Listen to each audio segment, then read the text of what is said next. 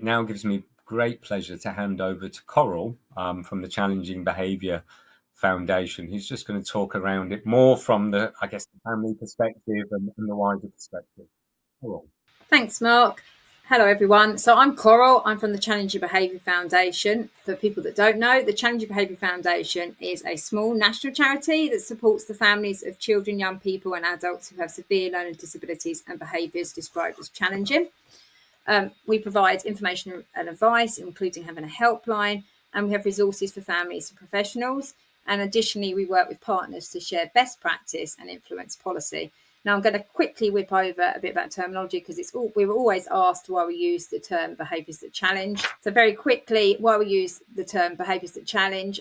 Challenging behaviour has a formal definition that is recognised in academia, and we use it because it's a term that recognises that it's not the person that is challenging, but the systems and services are being challenged. And many of our families that we are in contact with are aware of this term, so they find it easier to access information and resources. And I know there's lots of different terminology for the similar things out there, but this is the one that we're using.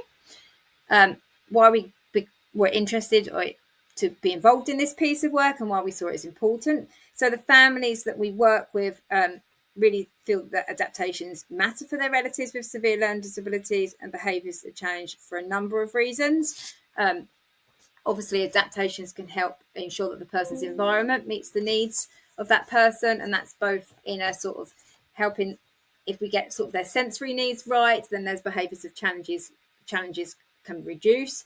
But also, if someone's exhibiting behaviours that can be harmful, such as pica or head banging, getting things in place such as covering corners with soft coverings, things like that are helpful.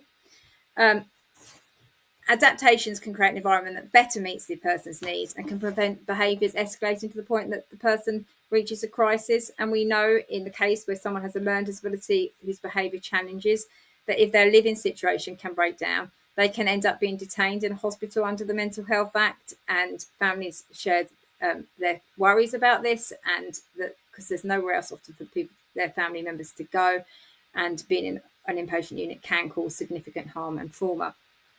We know that one of the biggest reasons that people with a learning disability are delayed from discharge from getting out of those environments is that the lack of suitable housing is available. Just to quote really, in June this year, lack of suitable housing was the factor in 48% of delayed discharge.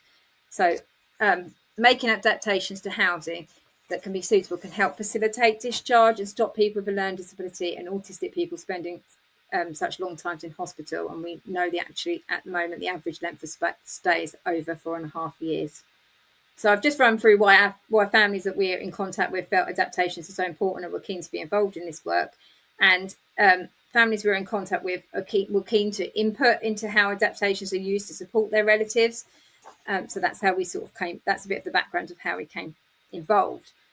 One of the key messages around adaptations that families we're in contact with shared is the importance of working in partnership. And I'm sure we'd all agree with the quote here that the most effective way to ensure success for both professionals and families is to work together on an equal basis. And I've just put our QR code on that slide there with some further information about co-production with families.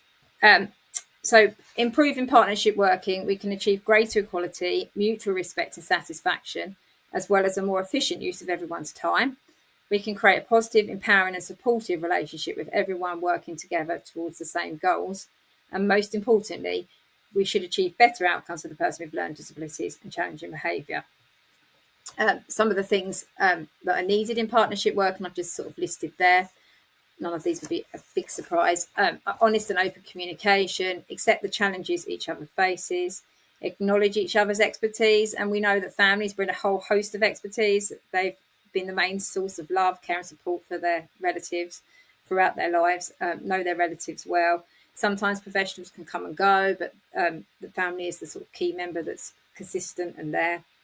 Providing accessible information that's jargon-free, considering families' other commitments and arranging meetings that are at a suitable time, date and venue, respecting individuals' differences in culture and religion, including family carers and relatives in training, and keeping communication channels open if you disagree. Some of these take some time, but they make the biggest difference, as we know.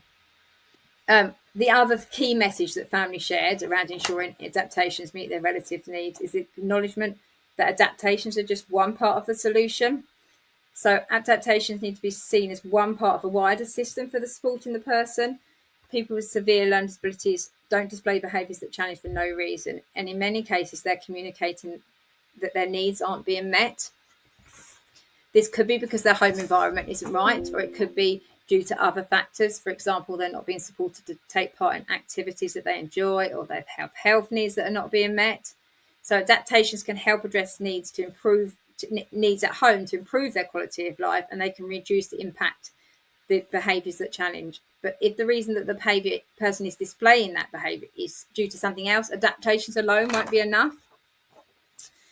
Families obviously know their relatives well, and while the professionals involved in supporting their relative can change, which can make it difficult to ensure the knowledge about the person is retained, families know their relatives' entire history and can be aware of wider factors, not just the home environment. So working with the family can help identify what adaptations are needed to improve the home environment, but also whether there are other factors that need to be considered. And the multidisciplinary team involved in supporting the person can also help to identify whether there are other needs not related just to the home environment that needs addressing, and then work to address these, such as if there's mental health or physical issues that need to be addressing alongside changes in the environment. So if behaviours that challenge are caused by factors that aren't the home environment, that doesn't mean that adaptations aren't needed to support the person. Adaptations can help reduce the impact of the behaviour on the person and keep them safe, but it does mean that it needs to be just part of one part of the system to support that person, and there's other parts of the solution that needs to be thought about. Here at the CBF, we have sort of some resources and ways that we can help support professionals and families around adaptations. So we have a Challenging Behaviour National Strategy Group, which some people might be aware of, which brings together people from different backgrounds, including families, to share knowledge, share best practice, and collectively address issues. So, and one of the things that we have considered as part of that group is around housing and adaptations. We also have our professional email network, which is a forum that anyone can join for professionals to ask for advice and get it from people doing the same job as them, but other people also with relevant expertise and involved in that sort of and interested in that piece of work, and can put input, so you can get sort of share ideas and get help with suggestions on things.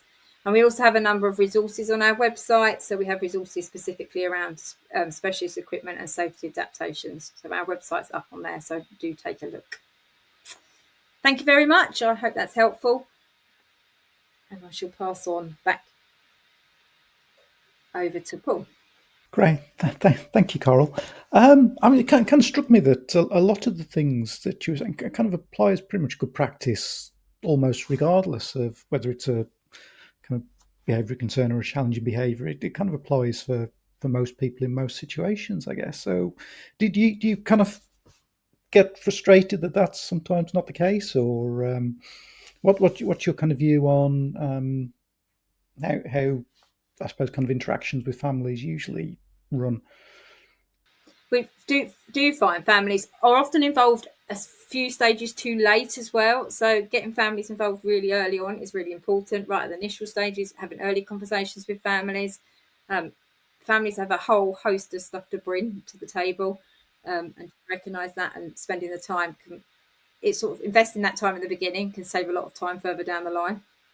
Yes, yeah. I mean, we had a kind of session on having kind of conversations with families at a recent summit that we held, and one of the things that kind of struck me from the kind of presenter was she was saying that quite often kind of professionals say mom and dad rather than using the kind of the parents' names.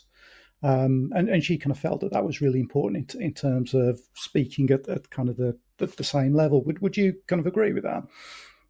Absolutely, I think it's really important, and it's not always just parents, is it? It's sometimes siblings. We do quite a lot of work at the Challenging Behaviour Foundation with their siblings heavily involved in sort of the relatives and supporting relatives, especially some of the older siblings that are still at home. Yeah, yeah.